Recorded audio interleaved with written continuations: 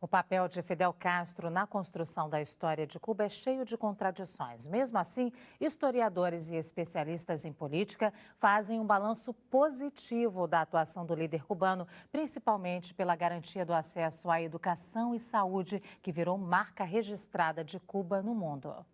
Para Maria Aparecida, que é professora da USP, Fidel não conseguiu construir um sistema que unisse avanços sociais e liberdades democráticas. Ainda assim, ela vê um balanço positivo. Houve muitos avanços do processo revolucionário.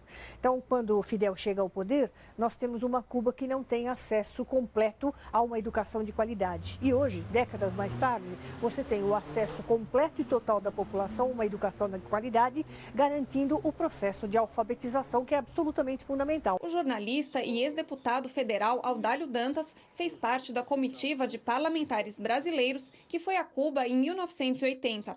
Para o jornalista, um dos pontos que conquistava a população era a inclusão social, como, por exemplo, o acesso à educação. Um agrônomo negro, e conversei com ele para saber como era a vida dele, a família dele. Ele disse: quantos irmãos você tem? Tenho 4 irmãos. O que eles fazem? Ele disse: um é médico, um é engenheiro, um é historiador, enfim, todos tinham passado pela universidade.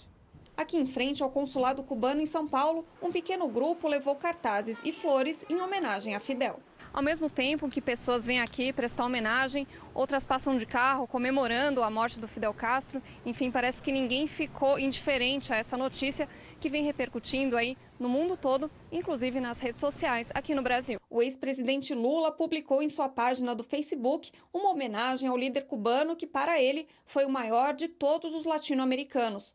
Lula conta sobre o momento que conheceu Fidel e diz que sente a morte como a perda de um irmão mais velho. No Twitter, Dilma lamentou a morte de Fidel, a quem chamou de visionário. O presidente do Brasil, Michel Temer, soltou uma nota em que chama Fidel de líder de convicções, que marcou a segunda metade do século XX, defendendo firmemente as ideias em que acreditava.